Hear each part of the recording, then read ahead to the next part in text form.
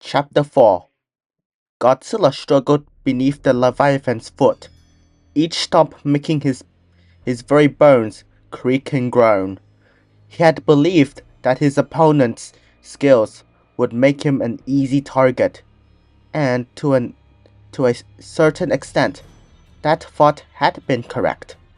Every bite and blow to the gills made the massive kaiju whimper, but in targeting them, he had made himself become the target of the creature's rage.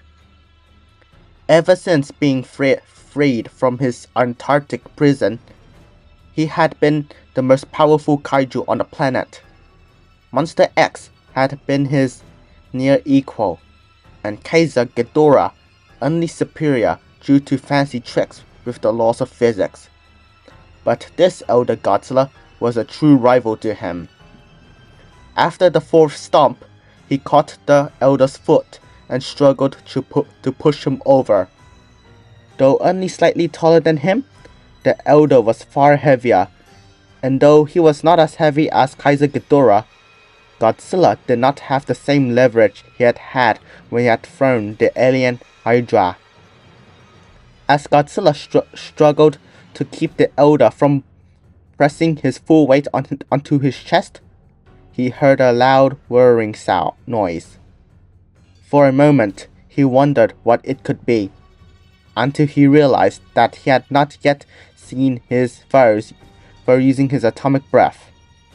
He shut his eyes and braced himself for what he knew was coming. True enough, moments later, his face was engulfed in searing pain. Had his eyes been open, he would have seen the azure flames flowing around his head and neck, scalding them. He cried out in pain, momentarily losing his grip on the foot he had been trying to stop from crushing him, and with a thunderous boom, it slammed into his chest, knocking the wind out of him. But Godzilla was merely down, not out. As the pain subsided, he opened his eyes and saw the elder leaning back to take in another breath and took the opportunity to push with all his strength, using the old king's slight, but still considerable backward momentum to throw him off balance. It only made him stagger a few steps, but it brought him enough time to get to his feet. He went on the attack immediately, swinging his tail at the elder's head. Too slow to block it, the elder tried to snap at it as it passed, leaving one of his gills exposed to a blast of atomic breath. The alpha predator screamed in pain and clutched at the burning flesh. Godzilla took this opportunity to charge. The elder might have been stronger than him, but he was slower. The young Godzilla crashing into the elder was less comparable to a football tackle than it was to a tsunami. The tremendous force of the impact sent the elder flying back through several buildings before he came to a stop, and immediately the young king was upon him, scratching, punching, and biting at every part of the elder, trying to find a chink in his armor. The gills were sensitive, yes, but given that they had yet to bleed, they were not truly a weak spot either. The alpha predator roared and groaned, but every time he tried to get up, the young mutation slammed him back to the ground. He lashed out with his tail, and the youngster avoided it, having seen what it could do at full force. But he took a step too close to the old Godzilla's jaw.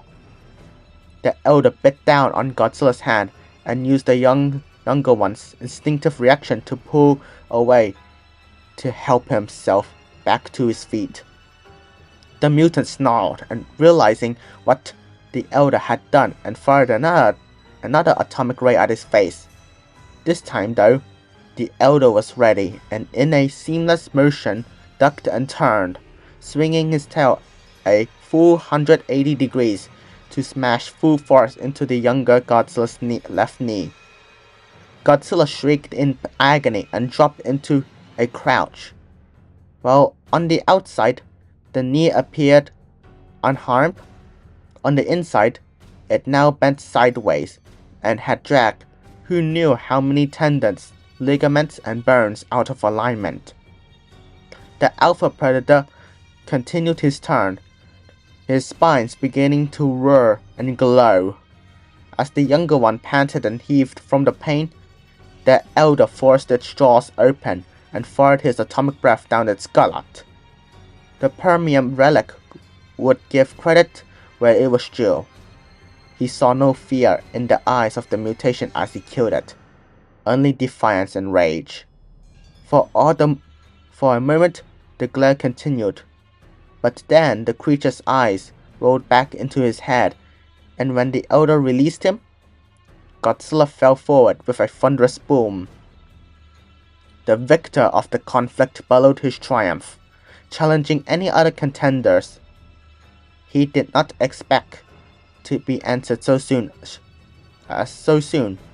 Struck in the back by an atomic blast. Snarling, he turned and saw the other Godzilla. Apparently, his ribs had healed. Despite this, the elder seemed to smirk. He had taken the full measure of this Gojiran and found him lacking. He charged. The clash between hero and villain was no longer quite so one-sided. The demon caught both of Godzilla's fists and took the opportunity to kick him in the knee, earning a screech of pain. He was beginning to learn the champion's movement. Though faster than any of his previous opponent, there was still a pattern to them, making them predictable.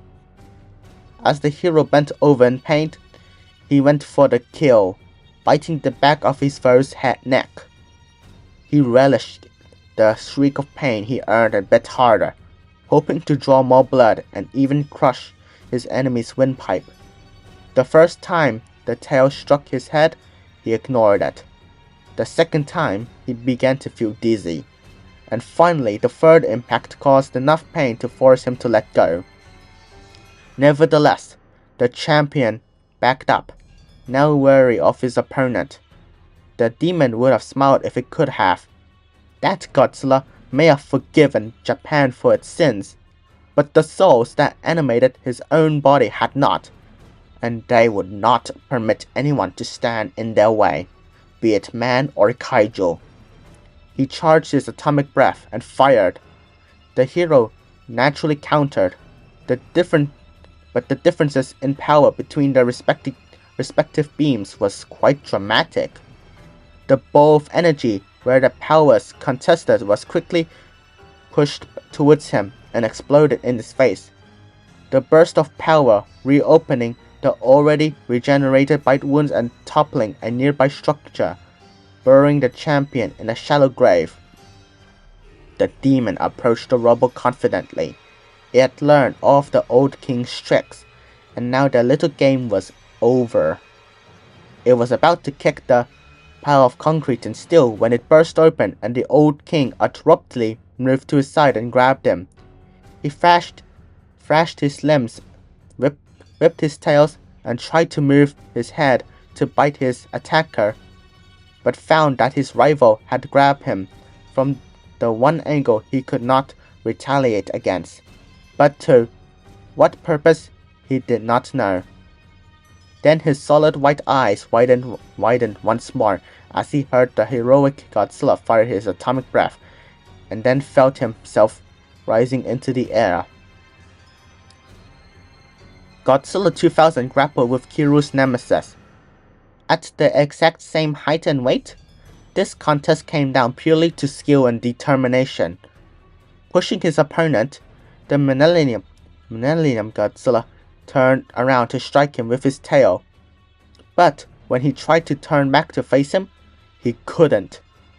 The silver-spiked monster had taken hold of his enemy's longer lavender spines, and was now using his grip to keep Godzilla 2000 immobile. Silver spines flashed blue, and the scarred Godzilla raked his opponent's back with his atomic breath. The first Gojiran to emerge in the 21st century screeched in pain, but found himself unable to respond, his flashing tail repeatedly slamming into his captor's side, but did not deter him.